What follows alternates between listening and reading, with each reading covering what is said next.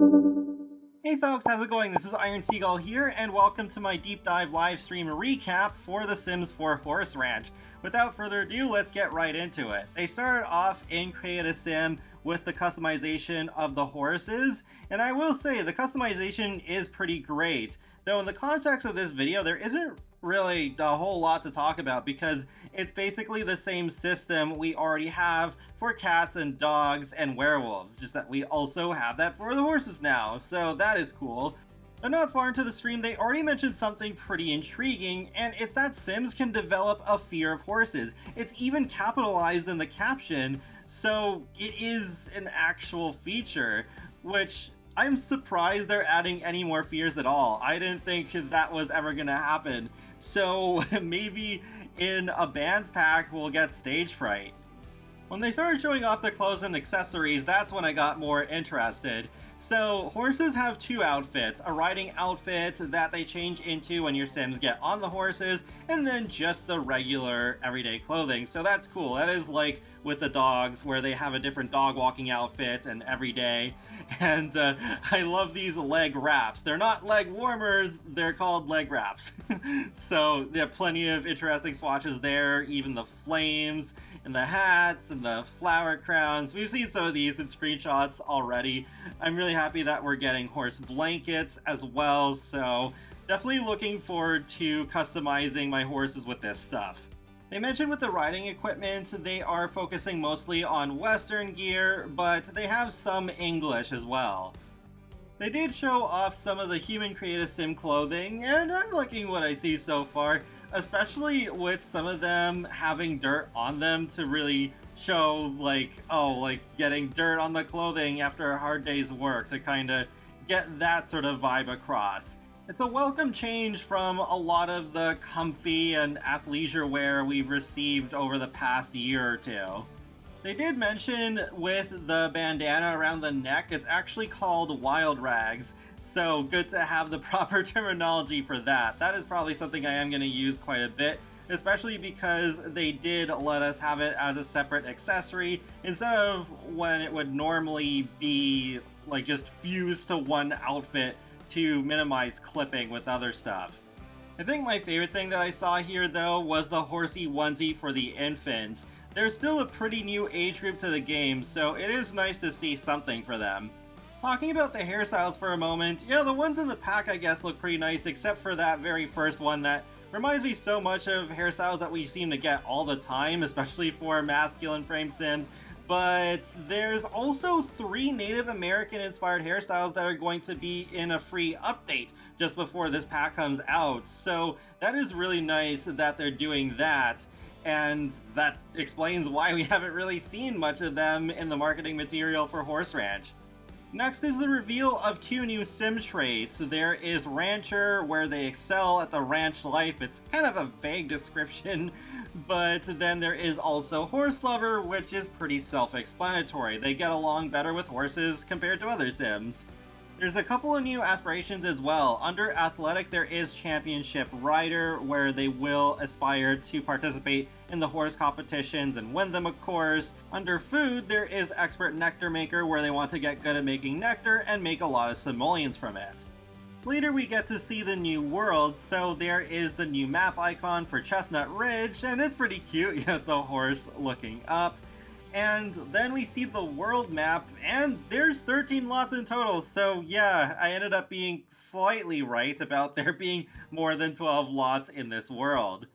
Actually, while we're on the subject of the world map, here is an edited version from Magnetic on Twitter showing all the different lot sizes. That is really good that they have an empty 64 by 64 lot. So hopefully a lot of builders will make lots that integrate cottage living with this lot and this pack in general. Imagine having a household with a chicken coop, a cow, a llama, a couple of goats and sheep, and a horse, and a cat or a dog. Like, that would be a lot to handle, but that would be quite the challenge. The only other thing is, I wish that maybe a few of the lots had been a bigger size. Like, I get the whole 30 by 20 being very popular on the gallery thing, But for a pack like Horse Ranch, I think the average size of the lots should have skewed bigger this time around. They started by showing off the Riders Glen neighborhood, which is basically a big old countryside. I love this lot here. It looks perfectly set up for a nectary and just get into that nectar making skill. And yeah, I just see some of the houses that we saw in the trailer too, including this big Colorado rancher-like mansion. And there's Old Biscuit in the background, and yeah, looks like it is supposed to resemble a horse, kind of grazing on the trees around it. Getting into the live mode gameplay, they show off a couple of different interactions you can do with your horses to help build your bond with them, including conversing about being in a simulation. And they do confirm that yes, there is the riding skill. So at first you'll only be able to walk or trot with your horses, but then once you've built that up more, you'll be able to canter. With SimGuru Georgia Sim, who is definitely the less experienced rider, does end up getting a prompt as to whether he would dislike horse riding or not. So yep, that's at least the one new preference confirmed. Briefly shown off is the community board, where it is similar to boards we've had in other packs, where you can learn some info about the new features, you can hire ranch hands and plan a ranch event, you can enter the competitions. There's community jobs, but they didn't show off what those are. It turns out the prairie grass has more to it than the blog post let on, so you can have your horses eat the prairie grass, but you can also search them and they work kind of like loot boxes where you can get random stuff. And you can also get hay from them that you can use to put in the feeder for your horses, as long as you have at least 4 hay in your inventory. There is also a lot challenge you can add to your current lot so that this prairie grass grows naturally on it. And I really like this, even though it is a small feature, I guess you could say. It's something that has been in the back of my head before, like, oh, what if grass would grow on our Sims lots and we had to mow the lawn? But it'd be an optional system, kind of like with laundry. So we don't mow the grass, but it is kind of interesting that we can still have grass grow on our lots this way. It just adds a bit more of that mundane type of realism to the life simulation. Soon after, they have Georgia Sim take care of one of the stalls with the horse hay bed in there, and yeah, that is actually where the horses go to sleep, if you assign their beds, which works much like assigning beds to Sims. Next, they show off the new NPC, the ranch hand, and they also talk about how there are different qualities of manure, and that ties into how well you take care of your horse. The better you take care of your horse, the better quality poop they will produce, and you can use that as fertilizer in your garden like the gameplay trailer said. The ranch hand works pretty much as you would expect. They help take care of your animals as well as plants, and if there's anything broken around the ranch, they can fix that too. Over here is a brief showcase of the new items that you can get if you buy this pack by August 30th. The rocking chair that has the star on it, the guitar, as well as the wagon wheel that's on the wall. After that, they showed off this new firebox grill that's inspired by the cowboy chuck wagon days. They also revealed a few new recipes, some of which are inspired by Native American culture. So there's wild nut soup, bison stew, and then coming to the base game is going to be the Three Sisters chili, which is inspired by growing corn, beans, and squash in the same plot. If only all those were harvestables in the game, then it would feel even more authentic.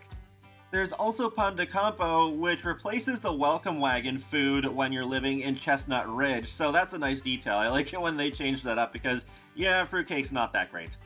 They briefly mentioned the 2 events in this pack, so there's Ranch Gathering, which still sounds like a normal party for the most part, but it's very focused on the new pack's activities. And the guests can donate to your ranch too, which is cool. Before they show off more of the world, they do mention that yes, there is a new sleeping bag in this pack, which is perfect for camping under the stars. Then there's the Ranch Animal Day, where guests can also donate to your ranch, but it is focused more on the new animals. So then they head off to the Galloping Gulch neighborhood, and I think the design of this is really cool.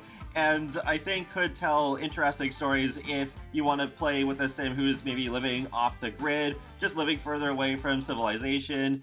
There's a lot of winding trails that you can go horseback riding on. While they don't actually play with it, they briefly mention Dreadhorse Caverns, which is supposed to have some Dungeons and Dragons inspired surprises and stories. With seasons, the climate of this world is supposed to be more arid, and there is a good chance that horses will be spooked by lightning with thunderstorms. There's even this little secluded area near the waterfall where your sims can go swimming. I love getting these swimmable areas, especially since we aren't getting them in older worlds, we're only getting them in newer ones.